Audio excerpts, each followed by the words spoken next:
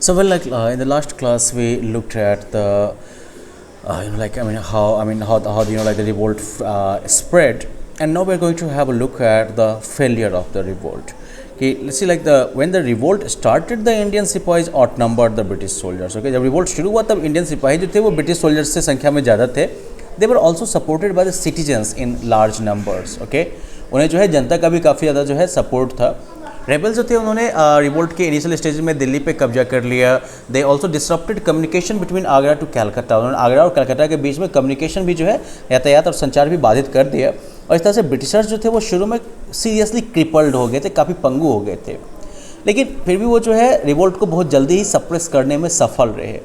Reason इस success की जो वजह थी और रिवोल्ट के इवेंचुअल फेलियर की जो वजह थी वो कई सारे थे एक्चुअली. पहली बात कि revolt had a limited scope. जो रिवोल्ट का एरिया था it was limited to Delhi, Meerut, Awadh, Bihar, Rohilkhand और उसके neighbouring territories, right. Entire south India, Punjab और फिर नॉर्थ और वेस्ट राजस्थान की तरफ की टेरिटरीज, गुजरात, मध्य प्रदेश और बंगाल, ये बिल्कुल कह सकते हो रिवोल्ट से बिल्कुल अलग थे ये. दूसरी बात, lack of planning. Primary causes जो थे रिवोल्ट के फेलियर के वो ये था कि प्लानिंग की कमी थी. ओके, और एक सेंट्रल ऑर्गेनाइजेशन का कंप्लीट एब्सेंस था. सब अलग अलग लड़ तो रहे हैं लेकिन कहीं पर भी जो है रेबल्स के पास जो है ना तो कोई एक विचारधारा थी, ना ही कोई प्रोग्राम था कि कैसे जो है जो जिस जगह पर कब्जा करेंगे उस पर फिर कैसे कंट्रोल रखेंगे, कैसे उसको जो है मैनेज करेंगे. फिर they also lack the military skills to match the British forces.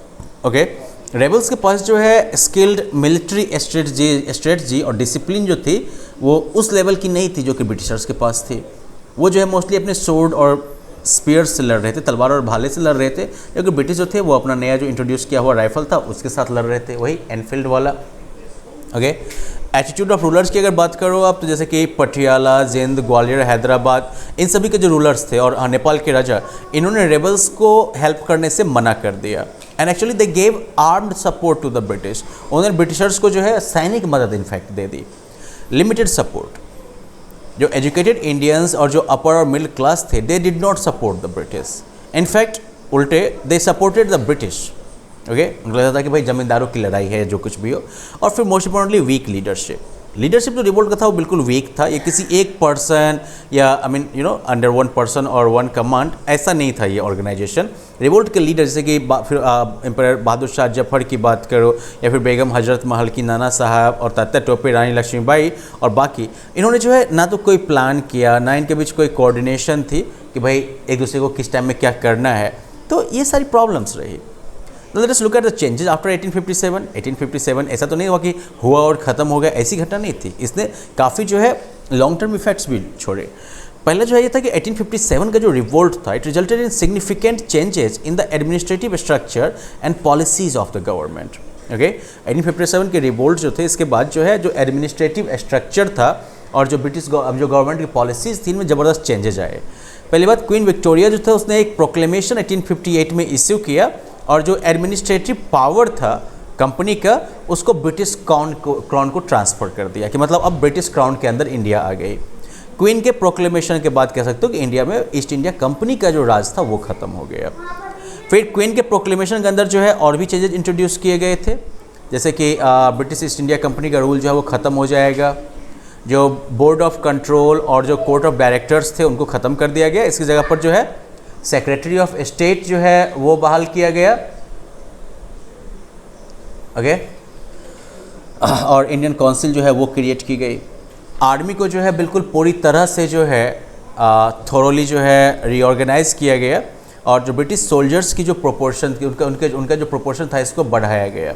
Okay, Indians को जो है डिवाइड किया गया मार्शल और नॉन मार्शल रेसेज में और रेजिमेंट्स जो थे उनको कास्ट और रीजन के आधार पर जो है संगठित किया गया, जैसे कि सिख रेजिमेंट, जाट रेजिमेंट, इस तरह से, ताकि मतलब एक कलेक्टिव एकता ना हो पाए कहीं पे. जो टेरिटोरियल एनेक्सेशन की पॉलिसी जो थी उसको ख़त्म कर दिया गया. ओके,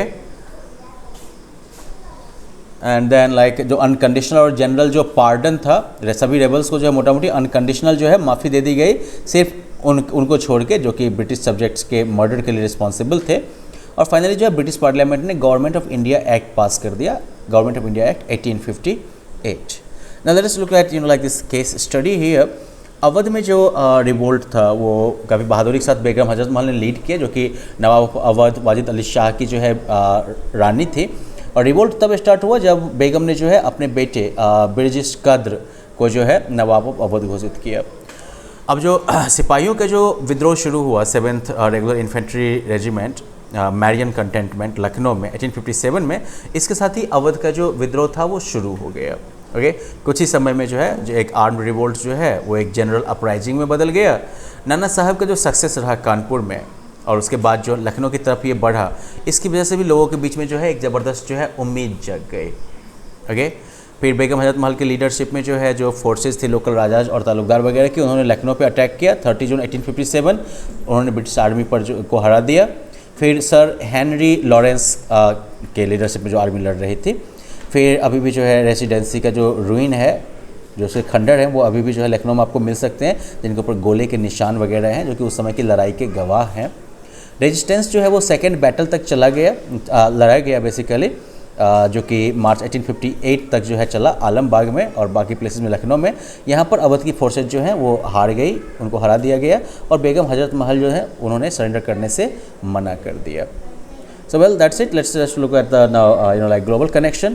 Boxer Rebellion जो कि चाइनीज़ के द्वारा लड़ा गया था, ये भी जो है 1899 और 1900 के बीच में रहा फॉरेन इंटरफेरेंस के खिलाफ। ये जो है anti foreign anti imperialist peasant based movement रहा नॉर्दर्न चाइना में, ठीक है। और it was suppressed by joint Anglo German Russian French Japanese American force मतलब इतने देशों की सेना ने मिलकर जो है इस आंदोलन को दबाया था। ओके, लेकिन 1857 के रिवोल्ट की तरह ही जो है इसने चाइनीज़ को जो है कॉन्शियस बनाया फॉरेन इन्फ्लुएंस के बारे में। और फिर चाइना का जो पार्टीशन होना था इंपीरियलिस्ट नेशंस के बीच में, इसको भी रोका, इसको भी बचाया। So well, that's it for this lesson. Just quickly revise it. पहली बात कि जो 1857 का जो रिवोल्ट था वो लोगों के बीच में ब्रिटिश रूल के प्रति जो बढ़ता हुआ जो असंतोष था उसकी वजह से था। बहुत सारे जो है फैक्टर्स जो थे वो रिस्पॉन्सिबल थे रिवोल्ट के, पॉलिटिकल, इकोनॉमिक, सोशल, रिलीजियस और military causes. Okay, immediate cause जो था रिवोल्ट का ये था जो ग्रीस्ड कार्ट्रिज थे उसका यूज। ओके, मूवमेंट जो फेल कर गया क्योंकि इफ़ेक्टिव लीडरशिप नहीं उपलब्ध थी, कुछ रूलर्स का जो है लिमिटेड सपोर्ट रहा और मिलिट्री स्किल्स की कमी रही। 1857 के रिवोल्ट के बाद एक जो बड़ा चेंज जो हुआ वो ये हुआ कि जो एडमिनिस्ट्रेटिव पावर था वो कंपनी से ब्रिटिश क्राउन को ट्रांसफ़र कर दिया गया। So well, that's it for this chapter. I hope that you understood it all and you can try answering these questions now. And then in the next one we will look at education and British rule. And then, well, until then, have fun. Bye-bye.